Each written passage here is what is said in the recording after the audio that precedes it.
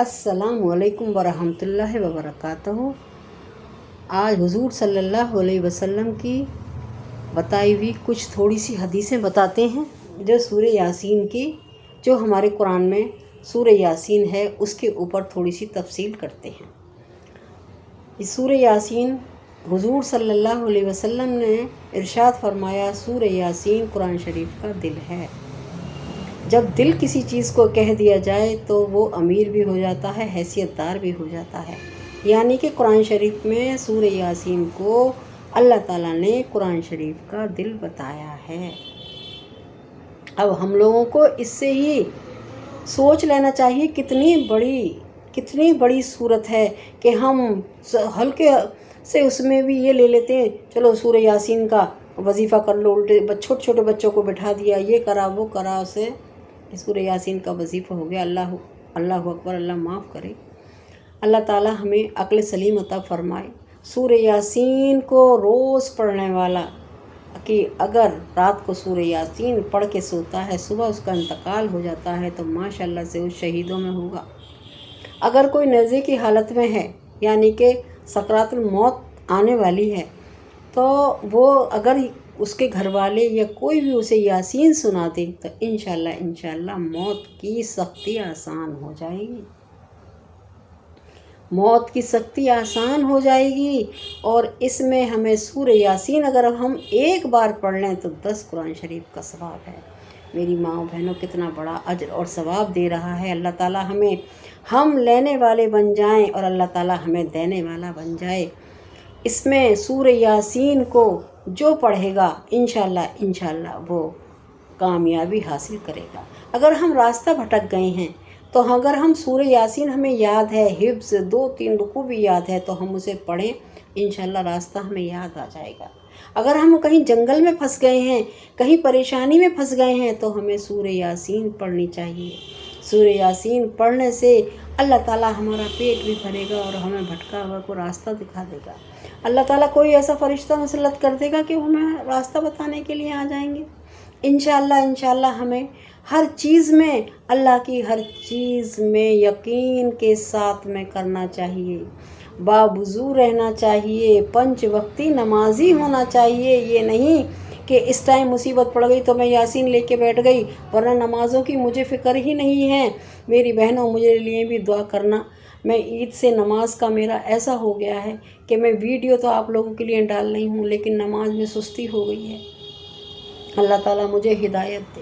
میرے لیے آمین کہنا، کمنٹ میں آمین لکھنا، اور انشاءاللہ آپ لوگ میری ویڈیو کو ضرور کھولا کریں اور شیئر کرا کریں اور کمنٹ کرا کریں اور سبسکرائب کرا کریں تاکہ مجھے موٹیویشن ملتا رہے۔ میں بھی دین کی باتیں بتاتی ہوں، آپ میری دین کی باتیں سنیں، اگر سنیں اور سن کر عمل کی توفیق عطا فرمائے۔ ایک بار ایسے ہی دو ساس بہوؤں میں جھگڑا ہو گیا تھا۔ ساس کہتی میں اپنے بیٹے کو اپنے قبضے میں کروں گا، بہو کہتی اپنے بیٹے میں، وہ بابا کے چکر میں پڑ گئی وہ کسی ملا مولوی کے یا بابا کے چکر میں پڑ گئیں۔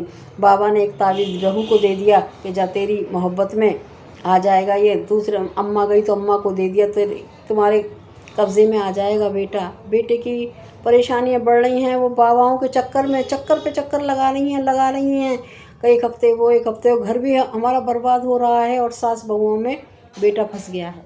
اور وہ بیٹا کیا کرے، ایک تعویذ ایسا ہے، دوسرا تعویذ ایسا ہے، تو کیا کرا جائے۔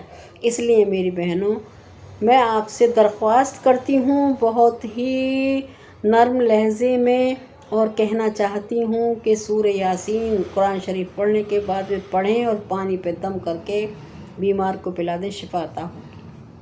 اپنے قرآن شریف میں اتنے مرضوں کی دوا ہے، الحمد شریف میں ہی 99 بیماری کی شفا ہے۔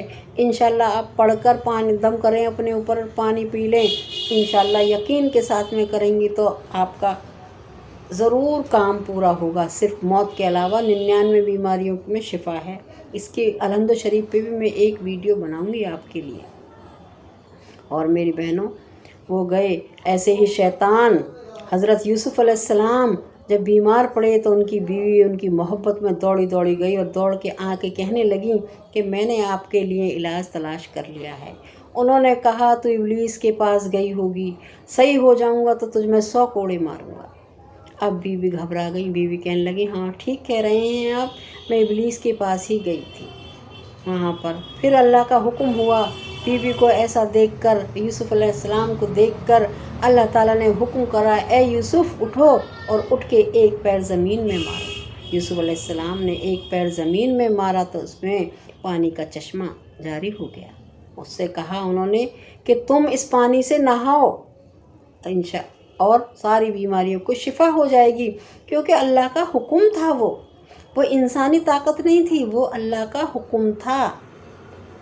انہوں نے ایسا ہی کیا، اللہ تعالیٰ نے پھر بھی انہیں شفا عطا فرما دی نہانے کے بعد میں، کیونکہ اللہ کی طرف سے وہ چشمہ جاری کیا گیا تھا۔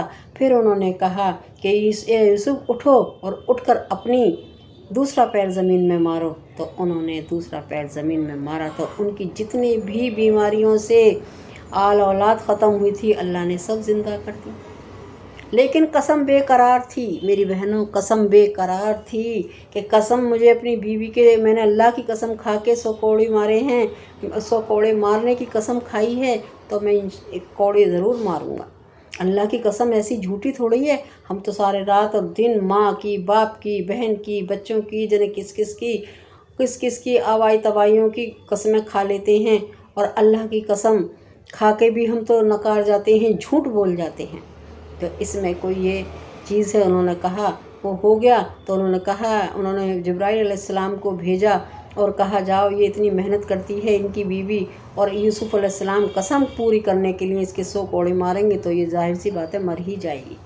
انہوں نے ابراہیم علیہ السلام کو بھیجا اور کہا ایک جھاڑو میں 100 سینکیں تھیں، ان سینکوں کو باندھ کر کہا کہ جاؤ یہ 100 سینکیں ہیں اور یوسف علیہ السلام کو دینا، اور وہ ایک بار مار لیں گے تو ان کی قسم کا کفارہ ہو جائے گا۔